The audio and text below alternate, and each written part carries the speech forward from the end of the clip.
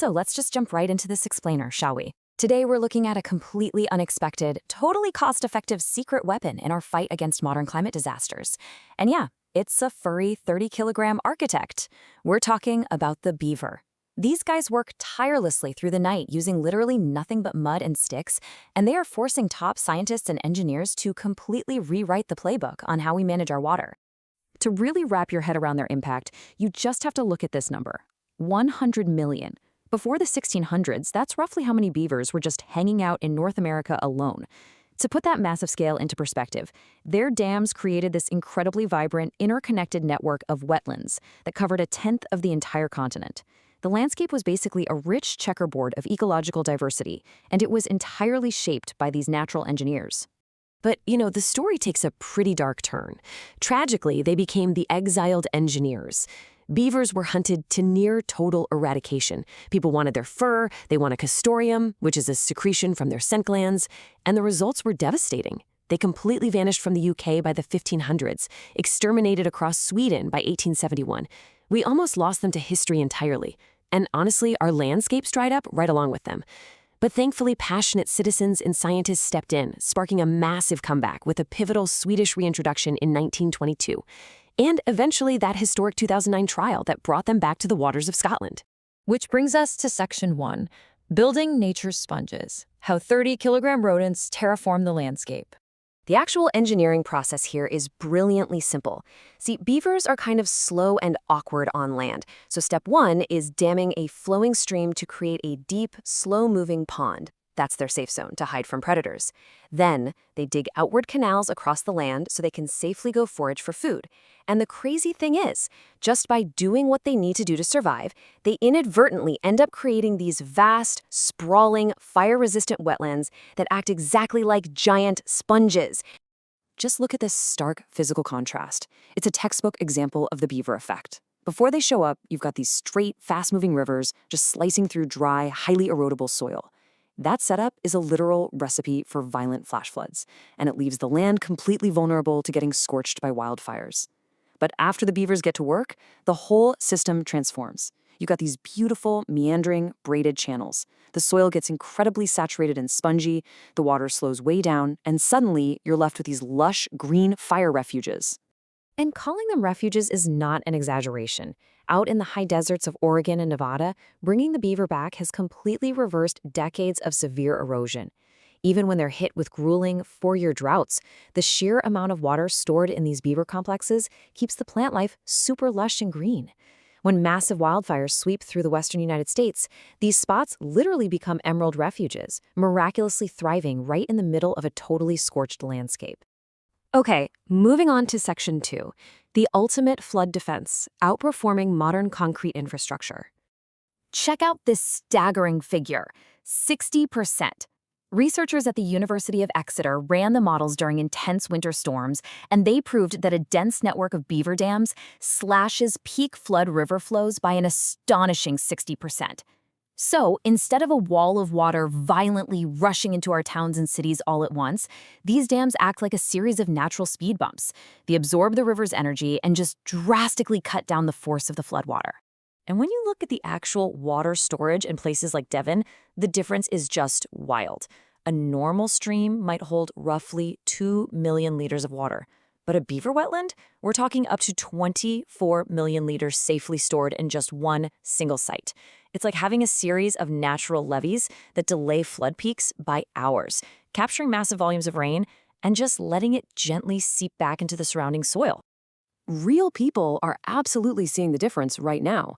I love this quote from Tom, a Scottish farmer who welcomed beavers back onto his land.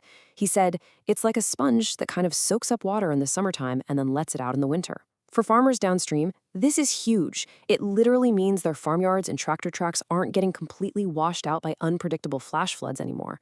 The beavers are out there managing the landscape entirely for them.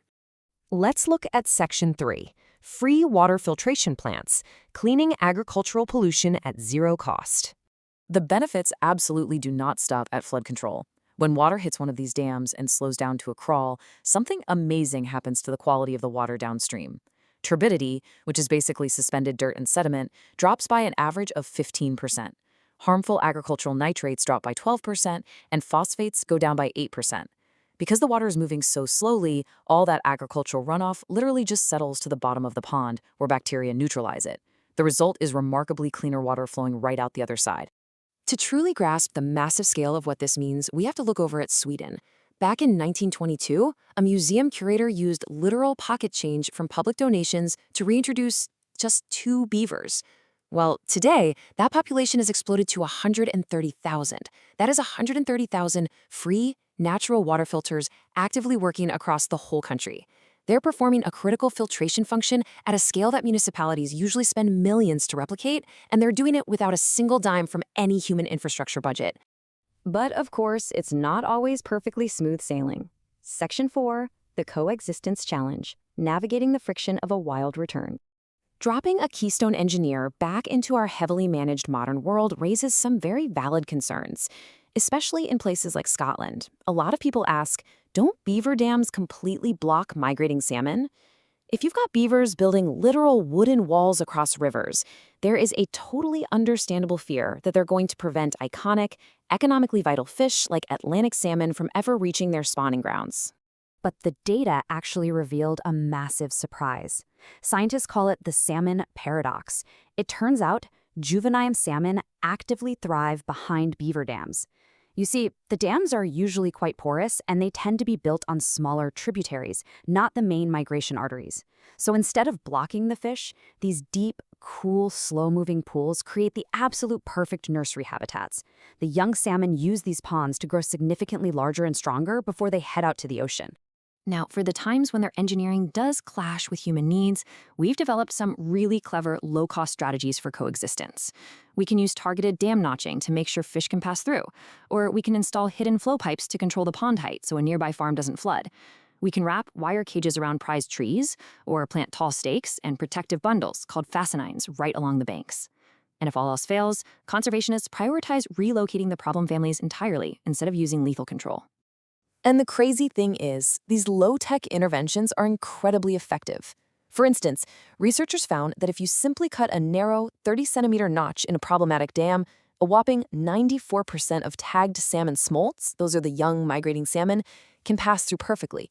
It's definitive proof that we can manage localized issues directly without having to bring in heavy machinery and destroy all the hard work the beavers just did for the ecosystem.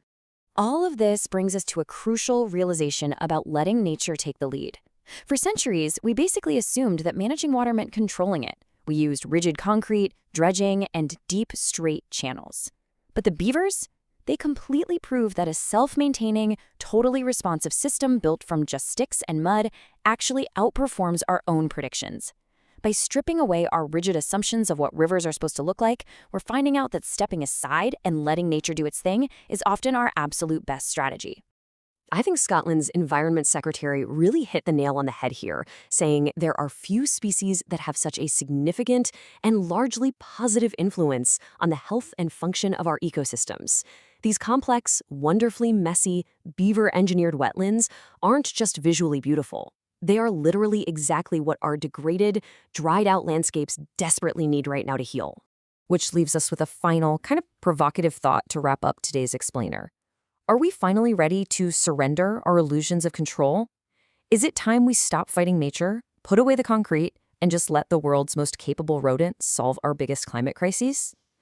Thank you so much for joining me on this explainer. I really hope this completely changes how you look at a muddy stream and a pile of chewed up sticks. Until next time, stay curious.